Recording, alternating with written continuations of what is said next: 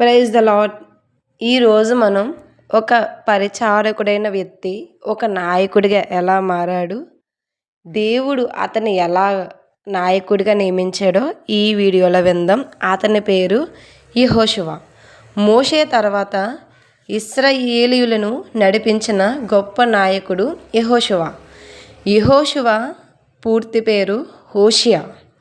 అయితే మోషే ఇతనికి యెహోషువ అని పేరు పెట్టారు. ఈ పేరుకు అర్థం యెహోవాయే రక్షణ అని. ఎఫ్రాయిము గోత్రానికి చెందిన నూను కుమారుడు యెహోషువ నమ్మకమైన సేవకుడు. యవ్వన కాలం నుండి మోషేకు అత్యంత నమ్మకమైన సహాయకుడిగా ఉండేవారు. మోషే మరణం తర్వాత దేవుడు యెహోషువను నాయకుడిగా ఎంచుకున్నారు. యెహోషువ లక్షణాలు.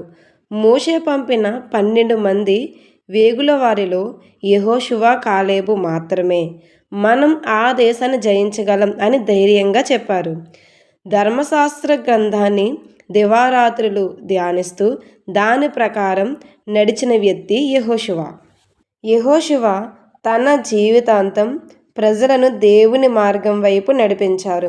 ఆయన చెప్పిన అత్యంత బలమైన మాట, నేను నా ఇంటివారు యెహోవాను సేవించెదము. యెహోషువ 110 సంవత్సరాల వయసులో మరణించారు. ఆయన బ్రతికి ఉన్నంతకాలం ఇశ్రాయేలీయులు దేవుని పట్ల నమ్మకంగా ఉన్నారు.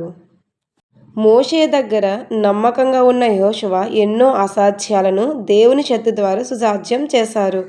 పొంగి పొల్లుతున్న యోర్దాను నదిని రెండుగా చీల్చడం, స్తుతి ద్వారా యెరికో గోడలు కూల్చడం, ప్రార్థన ద్వారా సూర్యచంద్రులను సైతము నిలిపివేయడం, ఇవన్నీ ఆయనకు దేవుని మీద ఉన్న విశ్వాసానికి, ఆయన అచంచలమైన దైవభక్తికి నిదర్శనాలు. ఆయన జీవితం మనకు నేర్పేది ఒకటే, నిబ్బరము కలిగి ధైర్యంగా ఉండు. పరిస్థితులు మనకు ఎదురు తిరిగినా దేవుని మీద నమ్మకం ఉంటే విజయం మనదే.